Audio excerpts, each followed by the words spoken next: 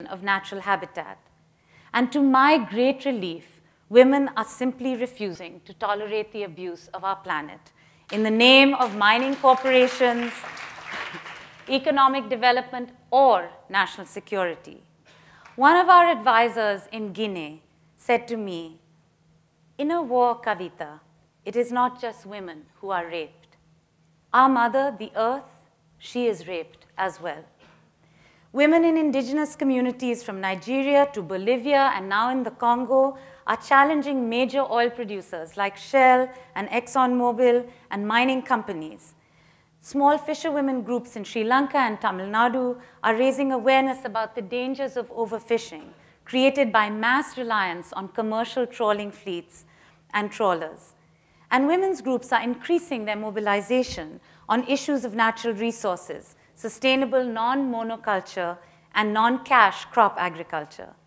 They're asking for our support in their efforts to propose alternative, more culturally relevant, and renewable strategies that both increase their own incomes and protect their natural habitats.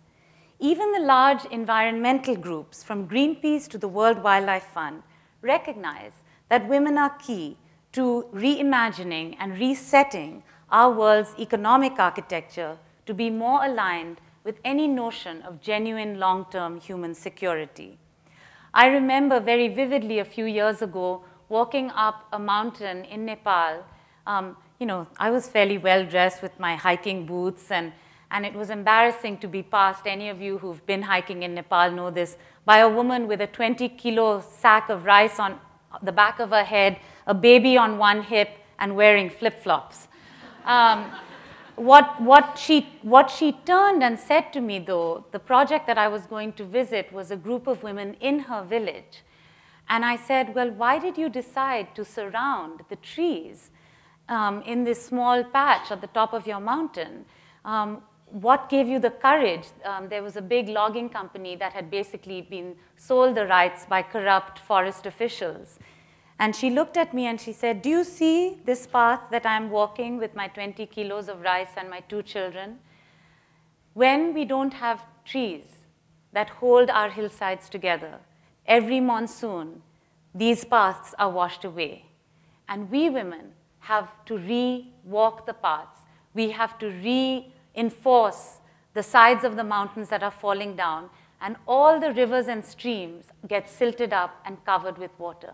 That is why we protected that last piece of forest." Women like Lakshmi, who I met on that visit, and thousands of other activists are gathered right now in Nagoya, Japan, for an incredible conference on biodiversity. The news has not been good in that field. Since 2002, most measures of the natural world have gone downhill rather than up. The majority of species studied over the period are moving closer to extinction rather than further away. Important natural habitat has been destroyed. And as you all know, since the 1960s, we have more than doubled our food consumption and our water consumption. That is not just because the world's population has doubled. It is also because of the way in which we live our lives, a lifestyle in which everyone in my part of the world now wants to live a life like you live in America. We have created millions of Americas around the world in this new middle class that we are creating. And we have to stop and ask ourselves, is there another way? Is there a way that is more sustainable for all of us? Because we cannot sustain an America-level consumption in countries the size of India and China. By 2050, there will be 9.2 billion people on the planet. And they will be consuming in this way if we follow our current trajectory. But not, I believe, if we give women the chance to make the informed and educated choices they deserve to be able to make. And women's movements are being smart about this as they choose to link to movements on biodiversity and climate change globally. And there is some good news, because last spring, for the first time, there was news that found that maternal deaths, for the first time in decades, were beginning to drop. That is, the number of women who die each year in pregnancy and childbirth. to 342,000 in 2008, from over 500,000 in 1980.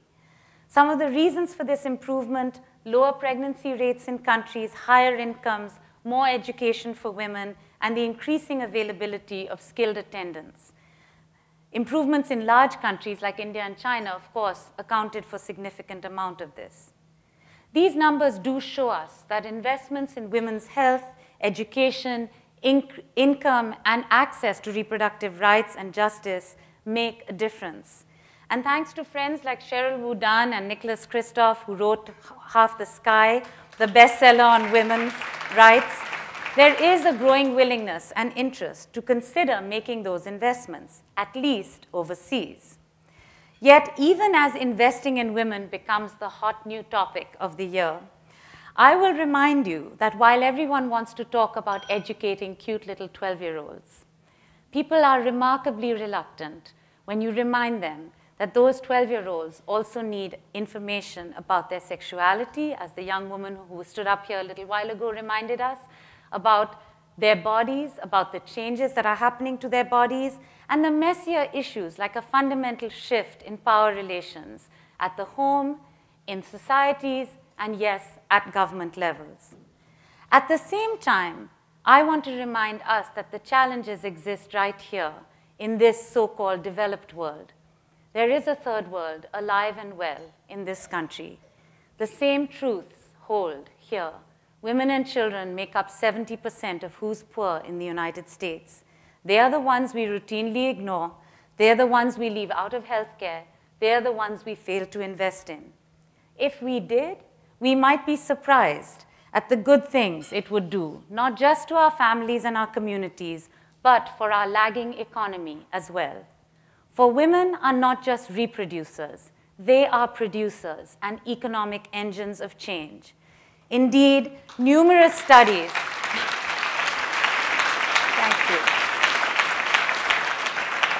numerous studies have shown that simply paying women here in the United States equal pay for equal work, that radical notion we threw away with the ERA in 1970, would cut the US poverty rate in half without a single additional piece of allocation, legislation, or anything else.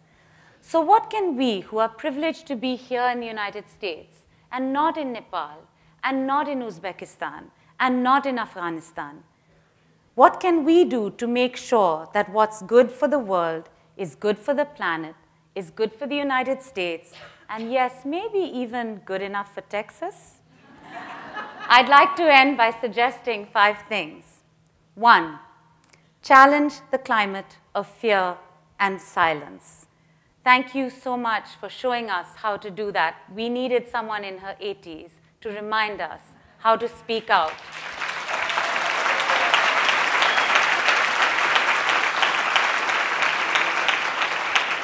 We must speak out or we risk becoming part of the problem.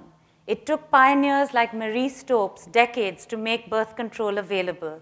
We need to reclaim the space to celebrate it. And we need to engage with those who have very different ideas.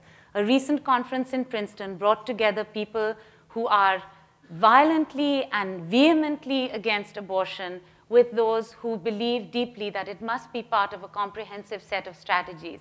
We cannot use the same tactics of fear and disinformation and refusing to listen as those who would oppose our perspectives. We must be willing to talk.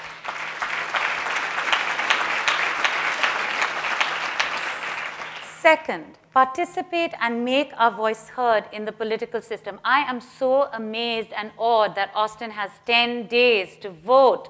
Give it up. Amazing. For this to happen, we have to be able to allow women and their families to make the right choices. We have to be able to speak up for sex education, celebrating the joys and, yes, the pleasures of sex and sexuality, moving away from the notion that sex is some unpleasant thing to be feared or abstained from. We cannot let our politicians tell us otherwise. It is up to us to mobilize. And I can tell you that women in the rest of the world are waiting for us to do something about this politically. thirdly, we must be willing, and thank you, Rabbi Friedman, you truly are a freed man. We must be willing to speak up and voice dissent in our churches, in our mosques, in our temples, when religion is used to demean or diminish women or others. For those of us who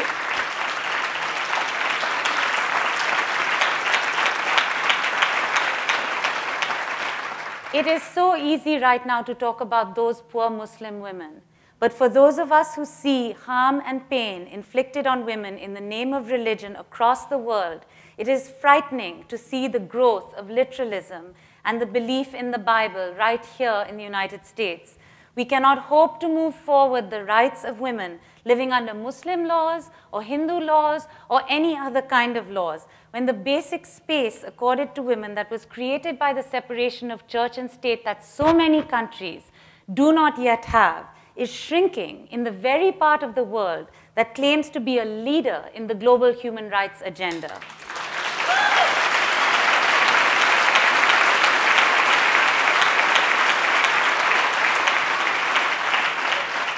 And yes, I'm from California, but I will say to you that we cannot hope to stand up for the rights of women if we fail to stand up for the rights of others.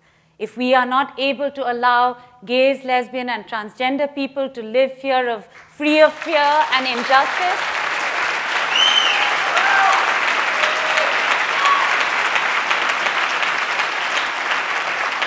if we do not speak out in support of the immigrants in our community who are afraid because they are labeled illegals,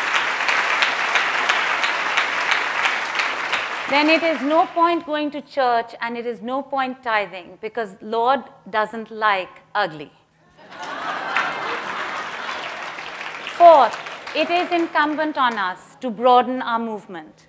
Women must continue to struggle for reproductive freedom, yes, but we must continue to struggle for that within a much broader context. I grew up in India, but I did my growing up professionally in the United States.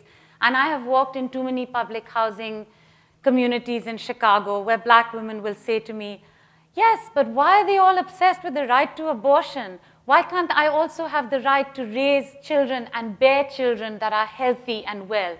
We must be willing to stand for that too. We must be willing to speak for that too.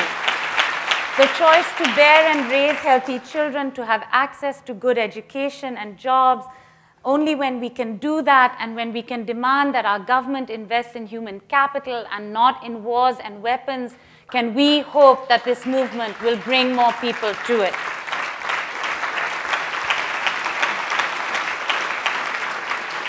And finally, and I know that you all gave up lots of paddles and lots of good things, but I have to say this. We have to put our money where our mouth is. We have to. The organizations that are helping to do all the four things I spoke about before are all around us. They're right here at the local level, like Planned Parenthood Austin. They do it at national levels. I just saw Cecile in New York, and you heard about it from Mary Jane. They do it at global levels, like the Global Fund for Women and Planned Parenthood International. They raise every single penny from individuals like you and me. We cannot and do not have to wait till we are Bill or Melinda Gates. Our monthly contributions, our birthday celebrations, our legacy gifts are our way to ensure that our voices are heard and are part of the national debate. When we do all those things, then we can say that we have made a step in trying to do what Gandhi tried to do in his life and be the change we want to see in the world. Investing in women has already been shown to be a remarkable strategy for the health, safety, and development of our societies. We may now find that it is also the most effective way to steward our mother, the earth, through her most challenging crisis yet. Thank you very much.